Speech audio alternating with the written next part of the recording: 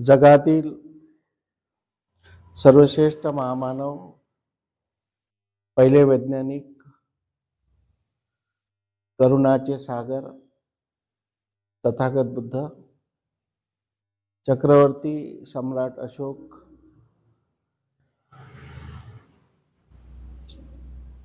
जगाचे ज्ञानाचे प्रतीक, symbol of knowledge, समतेचे प्रतीक, सिंबल ऑफ इक्वॅलिटी, भारतीय संविधानाचे निर्माता, तसेच बोधिसत्व डॉक्टर बाबासाहेब आंबेडकर, बाबासाहेबाला घडवणारी, मेणबत्तीसारखी जळणारी, समर्पणाची भावना ठेवणारी माता रमाई, सर्व महामानवांना मी अभिवादन करतो. उपस्थित सर्व उपासक उपासिका सर्वांना नमो बुद्धाय, जय भीम, जय भारत. आपण या धम्म प्रशिक्षणाला मॉरॅलिटी पासून सुरुवात केलेली आहे. नैतिकता हा विषय अतिशय गंभीर विषय आहे, अतिशय महत्त्वाचा विषय आहे. आणि हा जर विषय आपल्या सर्वांना समजला तर आपल्या जीवनामध्ये प्रत्येक ठिकाणी आपल्याला यश मिळाल्याशिवाय राहणार नाही. आपण प्रत्येक जीवनाच्या प्रत्येक क्षेत्रामध्ये आपण यशस्वी होऊ. नैतिकता समजणं म्हणजेच धम्म समजणं आहे. धम्म समजणे म्हणजे नैतिकता समजणे आहे. बुद्ध धर्मामध्ये नैतिकताला धम्माबरोबर महत्त्व दिलेलं आहे. आणि म्हणून हा विषय शिकणे म्हणजेच धम्म शिकणे, यासाठी या विषयाला आपण सुरुवात केली आहे. या विषयापासून नंतर आपले अनेक महत्त्वाचे विषय होतील, परंतु प्रथम या विषयाला आपण सुरुवात केलेली आहे. तर याची व्याख्या, नैतिकतेची व्याख्या, आपल्याला सगळ्याला नैतिकता माहीत आहे. इंग्रजीचे शब्द सुद्धा माहीत आहे की नैतिकता म्हणजे काय. तर आपल्याला इंग्रजीमध्ये कोणी सांगेल नैतिकता का मतलब है मॉरॅलिटी, सगळं कोणी सांगेल, परंतु मॉरॅलिटी म्हणजे काय, मग ते म्हणतील नैतिकता. तर नैतिकतेची व्याख्या करणे हे अतिशय कठीण आहे, परंतु खूप प्रयत्न केल्यानंतर आपण त्याला व्याख्येमध्ये बाकी याच्यामध्ये मध्य आहेत. पुरोहित आहे, ईश्वर परमेश्वर आहे, हे मध्य आहे. की बा तुम्हाला सरळ याचं कल्याण करायचं असेल तर अगोदर तुम्ही पूजा अर्चा करा. पूजा अर्चेपासून जर प्रसन्न झालं तर दुसऱ्याचं कल्याण होऊ शकेल. परंतु तुम्ही पूजा अर्चा व्यवस्थित केली नाही आणि ज्या काही अलौकिक शक्ती आहे, ज्या काही पॅरानॅचरल एनर्जीज आहे, सुपर नॅचरल एनर्जीज आहे, त्या जर प्रसन्न झाल्या नाही तर तुमच्या किती मोठ्या कार्याला अर्थ राहिलेला नाही. म्हणजे माणसाच्या कार्याला अर्थ राहिलेला नाही. कारण त्यांचं म्हणणं आहे की कोणाचंही भलं, कोणाचंही कल्याण हे मनुष्य न करता कल्याण करणारा वर बसलेला आहे, तो माणसाचं कल्याण करत असते. परंतु या नैतिकतेमध्ये there is no any meditator. म्हणजे मध्यस्थ करणारा कोणी नाही, कोणाकडे जायची गरज नाही. You must be direct love, compensation and brotherhood which each other. तुम्ही डायरेक्ट, मला तुमच्याशी संबंध साधायचा आहे तर मी डायरेक्ट संबंध यांच्याशी माझा डायरेक्ट सहकार्य राहील, मैत्रीचे भावना राहील, बंधुभाव राहील, करुणा भाव राहील. डायरेक्ट म्हणजे कोणाला असं मध्यस्थी ठेवायची गरज नाही, पूजा अर्चा करण्याची गरज नाही, किंवा बुद्धाला वा बुद्ध आता मी यांच्याशी मैत्रीचे भाव करत आहो, मग मला चांगलं ठेव, त्यांना चांगलं ठेव, असं बुद्धाला रिक्वेस्ट करण्याची काही गरज नाही आहे. हा एक महत्वाचा भाग आहे. आणि म्हणून की जेव्हा एक व्यक्ती डायरेक्ट प्रत्यक्ष रूपाने दुसऱ्या व्यक्तीसोबत प्रेम,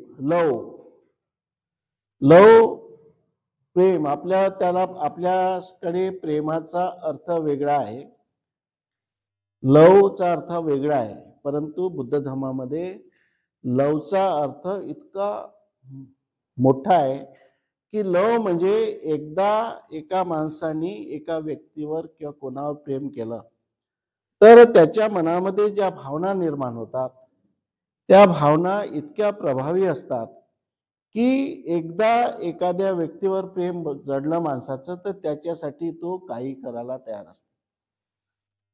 म्हणजे एवढं आपल्या एकामेकामध्ये आईचं मुलावर तेवढं प्रेम पाहिजे, पत्नीचं पतीवर पाहिजे, पतीचं पत्नीवर पाहिजे, भावाचं पाहिजे, आपल्या कुटुंबामध्ये जेवढे लोक आहेत. कारण हे नैतिकतेचे व्यवहार आहे, नैतिकतेचे वेगवेगळे प्रकार आहे. जेव्हा आपल्या घरामध्ये व्यक्ती-व्यक्तीमध्ये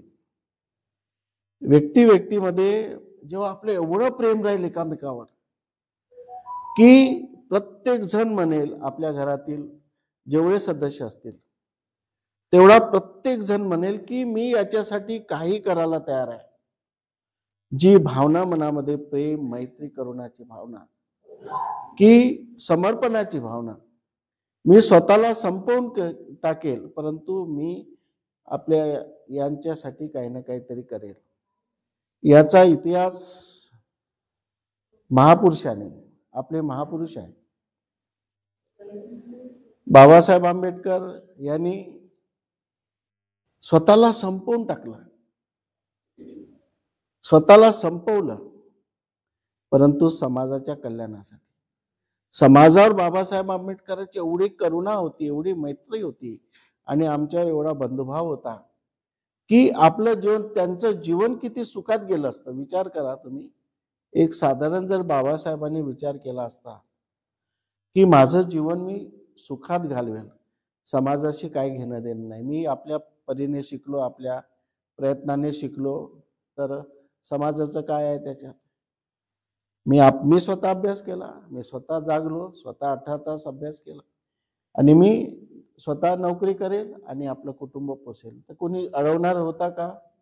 कोणी त्यांना काही म्हणणारं नव्हतं, अडवणारं. आजही आपल्या समाजामध्ये बरेच लोक आहेत, स्वतःच्या प्रयत्नाने नोकरी करतात, स्वतःच्या प्रयत्नाने सगळं कमवतात आणि स्वतःचंच परिवार, स्वतःचंच कुटुंब घेऊन पुढे जातात.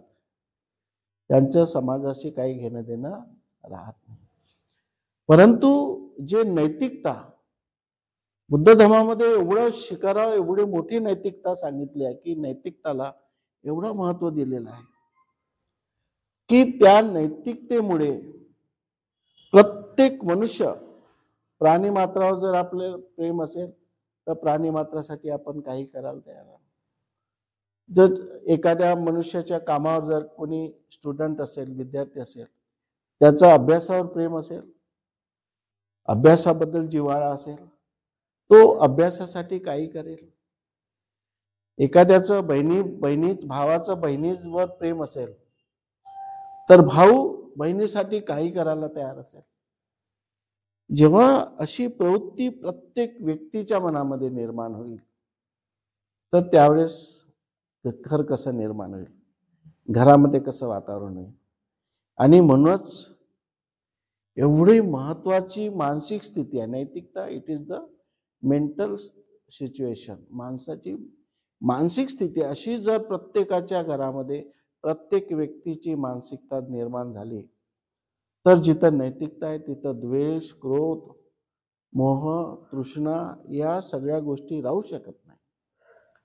ज्यांच्या मनामध्ये तृष्णा आहे तो एका व्यक्तीबद्दलच तृष्णा असेल पण बाकी लोकांचा तो विरोध करेल, बाकी लोकांकडे लक्ष देणार नाही. परंतु नैतिकता म्हणजे प्रत्येक व्यक्ती एकामेकाशी प्रेम आणि मैत्रीने वागेल, अशा प्रकारची नैतिकतेची व्याख्या आहे. समजलं तुम्हाला? आता आपल्या जीवनामध्ये नैतिकतेपासून सुरुवात करायची आहे.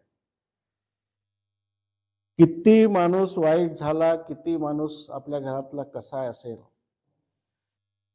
त्याच्यामध्ये बदल करू आपण. आपली जबाबदारी आहे, कारण त्याच्यावर प्रेम करतो आपण, त्याच्यावर प्रेम करतो, आपली जबाबदारी आहे. तो माणूस थोड्या वेगळ्या मार्गाने जातो आहे, रस्ता चुकलेला आहे, परंतु त्याला दुरुस्त करण्याचं कोणाचं काम आहे? आपलं काम आहे. त्याला आपण सोडून दिलं तर आणखी तो खराब होईल. त्याला वेगवेगळ्या प्रकाराने त्याला दुरुस्त करून, त्याच्याशी मैत्री करून त्याला आपल्या समाजामध्ये आणणे, आपल्या समूहामध्ये आणणे. आपली साधारणतः मानसिकता कशी असते की थोडंसं एकामेकाशी पटलं नाही तर जाऊ देणं, तुटला तर तुटला. एखाद्या बाईला म्हटलं की चल बा आपण भजननगरच्या बुद्धविहारामध्ये प्रबोधन आहे, आपण 1-2 वेळ विचारू, चलते का माझ्यासोबत? तर नाही म्हटलं तर जाऊ दे ना, नाही तर जाऊ दे. आपल्या मनामध्ये थोडा राग येत नाही, आपण तिला सोडून देऊ. परंतु आपण तिला प्रयत्न नाही करणार की तू ये विहारामध्ये, प्रशिक्षण आहे, कदाचित तू आल्यानंतर तुझा जो हा स्वभाव आहे कदाचित तो बदलू शकेल, तुझ्या स्वभावामध्ये पण आपण तेवढा आग्रह करत नाही. आपापल्या परीने आपण एकटं जीवन जगण्याचा प्रयत्न करतो. परंतु नैतिकता इथं लागू पडते किंवा जेव्हा एक व्यक्ती दुसऱ्या व्यक्तीच्या संबंधात येतो. एकट्या माणसाला नैतिकता लागू पडत नाही, त्याला काही गरज नाही एकट्याला. परंतु जेव्हा धम्म सुद्धा तेव्हाच लागू पडतो की एका व्यक्तीचे संबंध दुसऱ्या व्यक्तीसोबत असतात, त्यावेळेस धम्म लागू पडते. तसंच एका व्यक्तीचा संबंध दुसऱ्या व्यक्तीशी संबंध येत असेल, मग तो वैरी असेल कोणी असेल, जेव्हा एका व्यक्तीचा संबंध दुसऱ्या व्यक्तीसोबत येत आहे त्यावेळेस त्या ठिकाणी नैतिकता असणे गरजेचं आहे. नैतिकता, प्रेम, बंधुभाव असणे गरजेचं आहे. तर अशा प्रकारे आपल्याला एक एक घर दुरुस्त करता येईल, एक एक परिवार.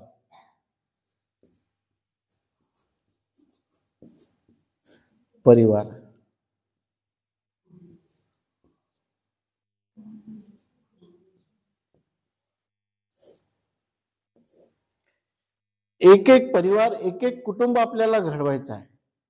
सुरुवात आपल्यापासून करायची आहे की माझ्या घरामध्ये काही असो, राग येऊ, काही असो, कुणी कसंही बोलू द्या, परंतु आपलं मन स्वच्छ ठेवायचं. आपल्या मनामध्ये बिलकुल घृणा, राग, द्वेष, चिडचिडपणा बिलकुल करायची नाही. आपण त्याला दुरुस्त करण्याचं काम 1 वेळ तो हे 2 वेळ तो, परंतु कालांतराने आपल्या घरामध्ये अशा प्रकारचं वातावरण निर्माण होईल की घरातला प्रत्येक व्यक्ती एकामेकासाठी झटण्याचा प्रयत्न करेल, एकामेकाशी मैत्रीचा भाव निर्माण करेल. तर एक परिवार हा आपला तयार झाला आणि हा परिवार तयार झाल्यामुळे या परिवारामध्ये सुख शांती निर्माण झाली, सुख समाधान.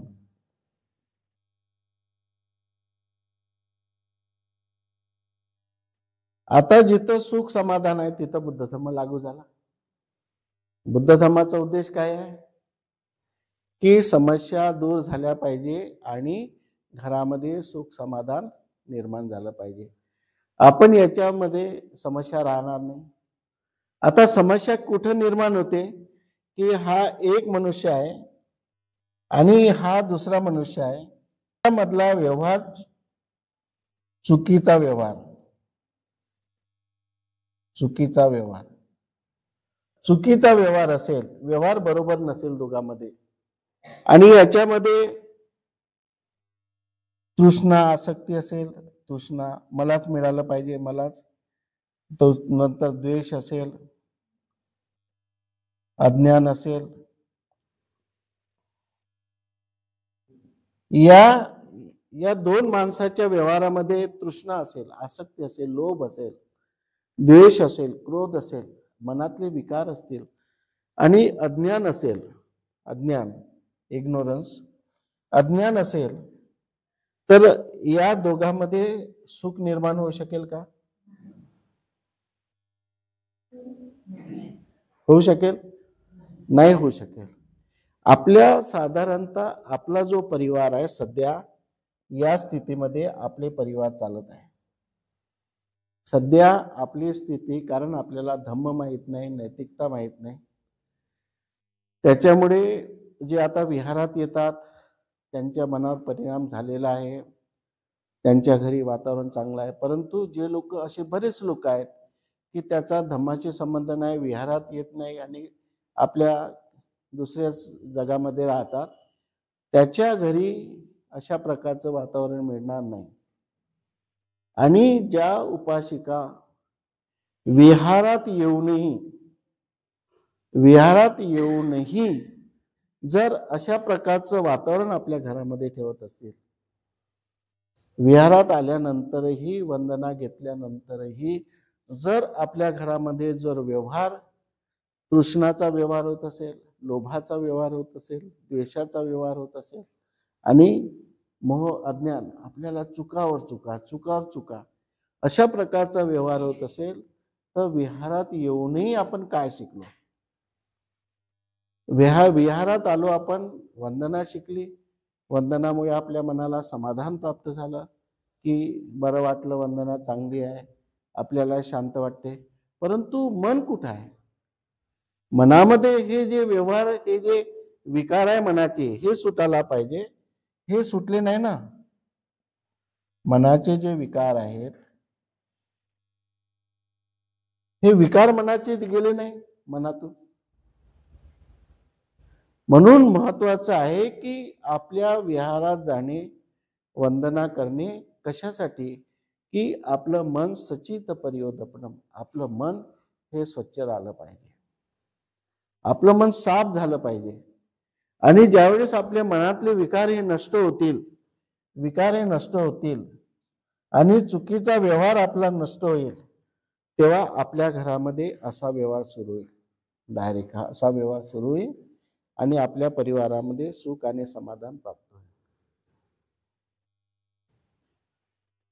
तर हा शिकवण्याचा विषय नाही आहे किंवा प्रबोधनाचा विषय नाही आहे, हा विषय आहे मनाशी संबंधित. तुम्हाला या गोष्टी अशा मनावर घ्याव्या लागतील, अगदी मनावर घ्यावं लागेल आणि संकल्प करावा लागेल की माझ्या मनामध्ये एवढसा राग येऊ नये.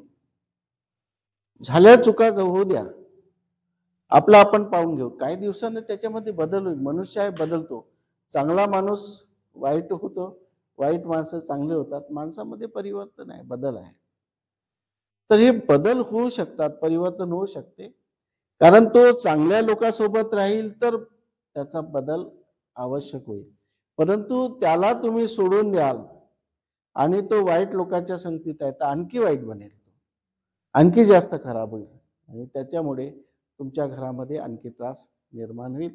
तर अशा प्रकारे हे नैतिकता आहे आणि असा आपल्याला संकल्प करायचा आहे की माझ्या मनामध्ये सतत प्रेम असलं पाहिजे, प्रत्येक गोष्टीवर प्रेम असलं पाहिजे. मी एखादी लहानची गोष्ट करत असेल तरी ते गोष्ट प्रेमाने केली पाहिजे. आणि जागृत अवस्था, प्रत्येक गोष्टीमध्ये सतर्कता, जागृत अवस्था आणि त्यावर बुद्धांनी म्हटलं की श्रद्धाबळ. प्रेम म्हणजे श्रद्धा असली पाहिजे, त्या कामावर श्रद्धा असली पाहिजे, तर आपले सगळे कामं व्यवस्थित झाल्याशिवाय राहणार नाही. समजलं? त्यासमोर चांगले काम करत आता जसं आपला मुलगा आहे, सासू सुनेमध्ये चांगले व्यवहार असताना मुलाला आनंद वाटेल की नाही? त्याला वाटेल, खूप आनंद वाटेल की पहा माझी दोघंही आई लेकी सारखे वागतात. दोघांमध्ये सुनेमध्ये एवढं प्रेम राहील सासूविषयी आणि सासूमध्ये सुनेविषयी एवढं प्रेम राहील की ते पाहून मुलगा सुद्धा दुरुस्त होऊन जाईल. परंतु तुम्ही आपसामध्ये भांडत राहाल तर त्याच्या मुलाच्या मनावर परिणाम होईल आणि कुणाच्याही मनावर परिणाम होईल. जेव्हा लहान मुलं बघतात की आपल्या घरी भांडण आहे किंवा आपले मुलं पाहतात की पती पत्नीमध्ये भांडण आहे, तर त्यांच्यामध्ये भांडण होते. आणि सध्याची परिस्थिती ही आपल्या सध्याची परिस्थिती खूप जास्त आहे. आपल्याला आता सुरू करायची आहे, इथून सुरू करायची आहे. सध्याची परिस्थिती एकदम भयानक आहे, खतरनाक आहे सध्याची परिस्थिती. त्या परिस्थितीला बदलवण्यासाठी तुम्हाला 1 वर्ष लागू शकेल, 2 वर्ष लागू शकेल, 3 वर्ष लागू शकते. परंतु ही बुद्ध बाबासाहेबांनी जे आपल्याला नैतिकता सांगितली आहे, ती खऱ्या अर्थाने आपल्याला कळलीच नाही. जर कळली असती तर 67 वर्ष निघून गेले आपल्या हातून. उलट आपल्या समाजामध्ये, आपल्या घरामध्ये भांडणं वाढलीत कमी व्हायच्या आहे का नाही. पहिलं आपल्याला किती चांगले वागत होतो, परंतु आता जसं आपण पुढे जात आहोत, पैसा येत आहे आपल्याकडे, सगळ्या गोष्टी येत आहे, तर आपल्या घरामध्ये वाद वाढले, आपल्या घरामध्ये भांडणं वाढले, पैशासाठी भांडणं वाढली, सगळ्या प्रॉपर्टीसाठी भांडणं वाढली. परंतु जेव्हा आपल्या घरामध्ये अशा प्रकारचं वातावरण राहील नैतिकतेचं, तर त्याच्यामध्ये समर्पणाची भावना निर्माण होईल.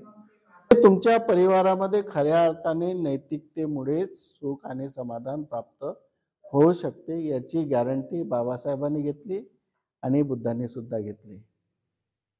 सर्वांना नमो बुद्धाय, जय भीम. बाबासाहेब आंबेडकरांचं जे बुद्धांनी धम्म या ग्रंथामध्ये मॉरॅलिटी म्हणजे नैतिकता हे जे प्रकरण आहे, या प्रकरणाच्या अनुसरणाने भंतेजींनी आपल्याला त्याचं डेफिनेशन म्हणजे त्यांना विस्तृतीकरण करून आपल्याला सांगितलंय. सर्वात महत्वाचं आपण नेहमी म्हणतो की बुद्ध धम्माचं जे पहिलं आधार तत्व आहे, हे पहिलं आधार तत्व इथे लागू पडतंय. एका व्यक्तीचा दुसऱ्या व्यक्तीशी संबंध कशा असायला पाहिजे याचं स्पष्टीकरणात्मक नैतिकतेच्या माध्यमातून आज भंतेजींनी आपल्याला आपल्या पुढ्यात मांडलेलं आहे. सर्वात महत्वाचं भंतेजींनी सांगितलं की आपला व्यवहार म्हणजे भंतेजी मगाशी बोलले होते, जसं बाकीच्या धर्मांमध्ये एका मनुष्याचा दुसऱ्या मनुष्याशी डायरेक्ट व्यवहार नाही होत. त्याला आपल्या बुद्ध धर्मामध्ये ईश्वराच्या ठिकाणी नैतिकतेला स्थान आहे. नैतिकता म्हणजेच आपल्या धम्माचा ईश्वर असं आपण थोड्या वेळासाठी समजू. ईश्वर ही संकल्पना मान्य नाही, परंतु त्यांच्यानुसार जर आपण समजला तर आपल्या धम्माचा ईश्वर म्हणजे नैतिकता. या नैतिकतेचा जो व्यवहार आहे, तर तो व्यवहार परस्पर डायरेक्ट टू डायरेक्ट एका मनुष्याशी दुसऱ्या मनुष्याचा आपल्या बुद्ध धम्मामध्ये येतो. बाकीच्या धर्मांमध्ये हा व्यवहार डायरेक्ट होत नाही, कारण की त्याची जी संकल्पना असते की मी ईश्वराची पूजा पाठ केली किंवा काही केलं, म्हणजे एखादा कर्मकांड केलं तर ईश्वर मला प्रसन्न होईल, तर त्याच्यासाठी त्याच्यामध्ये मध्यस्थी ब्रोकर असतात, त्याला आपण पुरोहित म्हणतो. बुद्ध धर्मामध्ये असे पुरोहित, असे ब्रोकर निर्माण झालेले आहे. जेव्हा बाबासाहेबांनी आणि बुद्धांनी आपल्याला डायरेक्ट व्यवहार सांगितलाय आणि बुद्ध धर्मामध्ये सर्वोच्च जे मुख्य ईश्वराच्या जागी बाबासाहेबांनी किंवा बुद्धांनी म्हणजे मानवाला दिलाय, मनुष्याला दिलाय. तर आपल्याला आपण स्वतःला आपण नेहमी आहे ना कमी लेखत असतो. जेव्हा बुद्धांनी आपल्याला एवढी मोठी पदवी दिली आहे, गॉडची पदवी दिली आहे, म्हणजे मनुष्य म्हणजे बुद्ध धम्माचा मुख्य केंद्रबिंदू, तर एवढी मोठी जेव्हा आपल्याला पदवी दिली आहे बुद्धांनी किंवा बाबासाहेबांनी, तर आपले कर्म ही त्या पद्धतीचे असायला हवे, आपले कर्म ही नैतिकतेच्या माध्यमातून असायला हवे. मग जेव्हा आपण ईश्वर आहो ना, मनुष्य म्हणजे ईश्वर झाला ना धम्माचा, तर एका ईश्वराचे त्याच्या परिवाराशी संबंध मग कसे पाहिजे? नैतिकतेचे. आज आपल्याला हेच नाही कळून राहिलं की आपल्याला जेव्हा धम्मामध्ये एवढं मोठं जेव्हा स्थान आहे, म्हणजे मनुष्य हा धम्माचा केंद्रबिंदू आहे, आपल्याला एवढं मोठं स्थान आहे, ज्या ठिकाणी बाकीच्या धर्मातले लोक ईश्वराला मानतात, त्या ठिकाणी आपण आहोत आपल्या धम्मामध्ये. मग आमचं आचरण आमच्या घरामध्ये, आमच्या शेजाऱ्यांसोबत, आमच्या समाजातल्या लोकांसोबत, समाज म्हणजे पर्टिक्युलर कोणत्याही एका जातीचं नाही, समाज म्हणजे ज्या ठिकाणी कोणत्याही जाती धर्म पंथाचे लोक एकत्र समुदायाने राहतात आणि एकमेकांच्या कामात येतात, त्याला आपण त्या समुदायाला समाज मानतो. तर या समाजामध्ये आम्ही तर ईश्वराच्या ठिकाणी आहोत. मग ईश्वराचे जे कर्म आहे ते तर आपले चांगले असायला हवे आणि आपलं आचरण नेहमी हे नैतिकतेच्या माध्यमातून असायला हवं. आपले व्यवहार डायरेक्ट लोकांशी प्रेम, करुणा, बंधुभाव म्हणजेच नैतिकतेच्या माध्यमातून आपले व्यवहार असायला हवे. आपण कधी कधी हे न विसरून जातो की म्हणजे मनुष्य आपण एकदम त्याला तुच्छ लेखतो मनुष्याला, परंतु आपण स्वतः काय, आपण स्वतः आपल्या धम्मामध्ये आपण धम्माचा केंद्रबिंदू आहोत. आपण ईश्वराच्या ठिकाणी आहोत. जेव्हा आम्ही आमच्या ईश्वराच्या ठिकाणी आहोत तर आमच्या कुटुंबामध्ये, आमच्या घरांमध्ये, आमच्या वस्तीमध्ये कोणत्या पद्धतीचं आचरण पाहिजे हे तुम्ही ठरवा आणि आपलं आचरण नेहमी प्रेम, करुणा आणि बंधुभाव म्हणजेच नैतिकतेच्या माध्यमातून पाहिजे. धन्यवाद. नमो बुद्धाय. जय भीम.